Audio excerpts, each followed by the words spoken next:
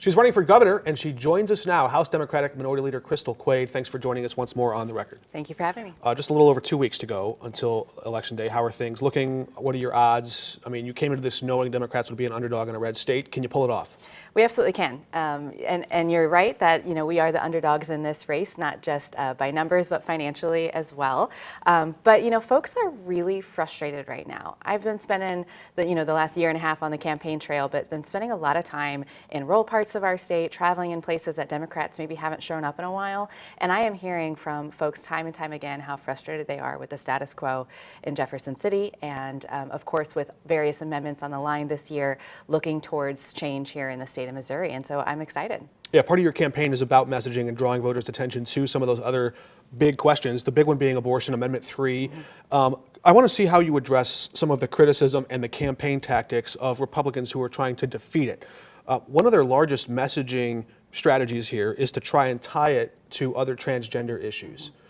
We've seen this, the Supreme Court said it is a single issue around reproductive rights. Right.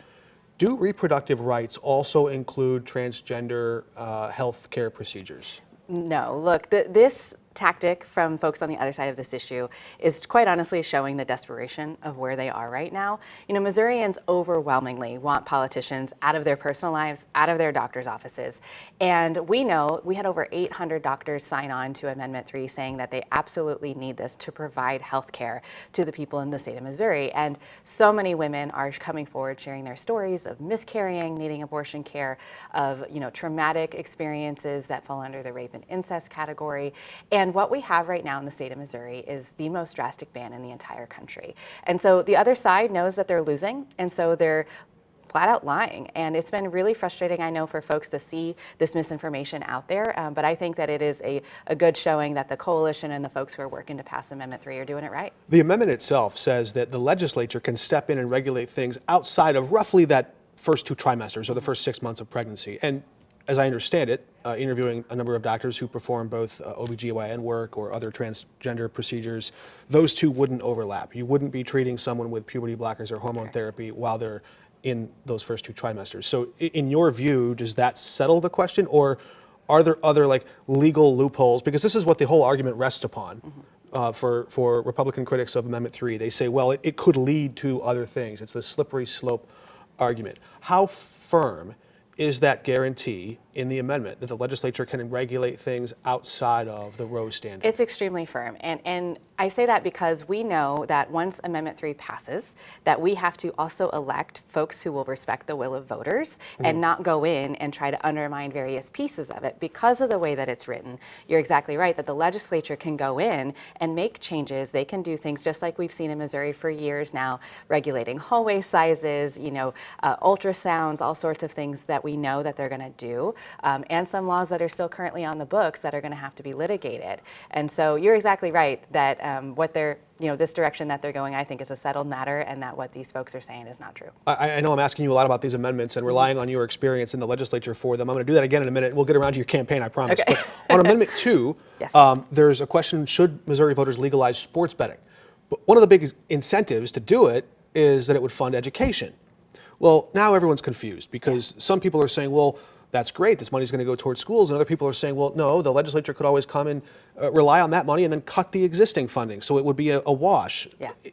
How do you read that? Is it a slam dunk if Missouri legalizes sports betting that every penny of that revenue is going to go towards schools? It is not a slam dunk. And that's, again, it is so important that voters, if they want an issue to pass or feel one way about something, public education funding, abortion access, you need to be electing legislators and a governor who agree with you and will actually listen to that. Amendment You're speaking to that disconnect in Missouri. I really am. And this Amendment 2 is just another example of this. I encourage folks, and I believe that some of our education groups are saying the same thing, that when you're looking at Amendment 2, separate those issues. Do you want sports betting legal in the state of Missouri? Yes, vote yes. No, vote no. This does not have anything to do with education. It can potentially create more revenue.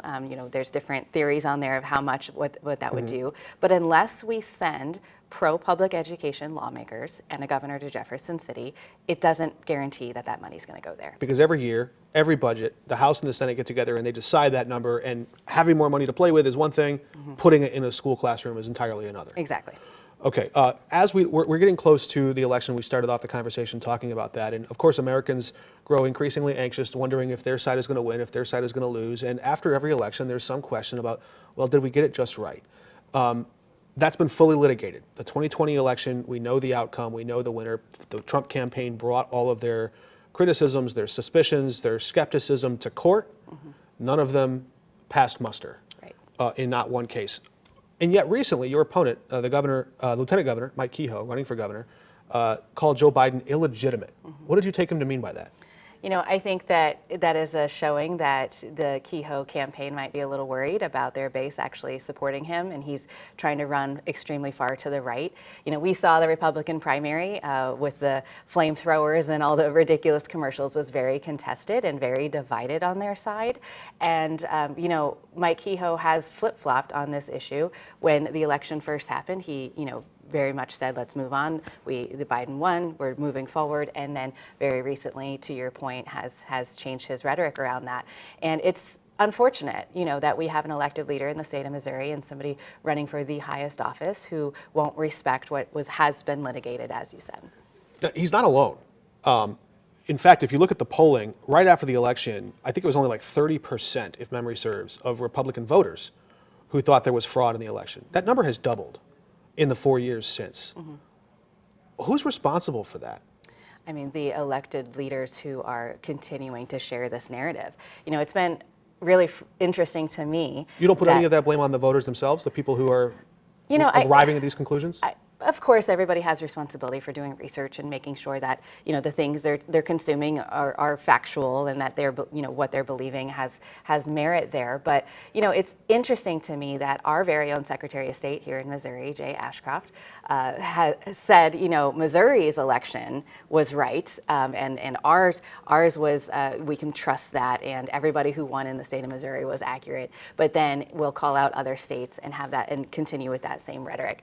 And it's just, again, funny to me that we have elected leaders who say my race was real, but everyone else's was wrong, and it's just silly. I've asked you a lot about other things on the ballot, other questions, other candidates, those running against you, but I haven't asked you much yet. And in the limited time we have left here, I want to know what it is that you can deliver to voters. And you focused a lot on early childhood education and expanding some education programs there. Is there something tangible you can point to and say, if I'm governor, this is how your family will be different? Absolutely.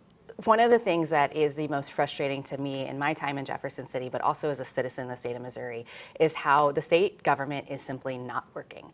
You know, folks call into Medicaid and they are on wait times of 4 hours plus if they even get through. The federal government is actually suing the state of Missouri because we are failing at providing these basic promises to Missourians. Recently in the news, we've seen the state of Missouri not paying its child care bills. And so we've had child care providers have to shut their doors because the state of Missouri is not paying their bills. I don't know about you and I, but when we don't pay our bills, you know, there is a consequence there. And for the state of Missouri, that is simply not happening. There's IT failures. You know, the list goes on and on of where the status quo is simply not working for Missourians' day-to-day lives. And as governor, I will ensure that we are prioritizing our agencies doing the basic jobs that we're promising. Representative Crystal Quade, thanks for joining us. Thank you so much for having me. We're back in a moment.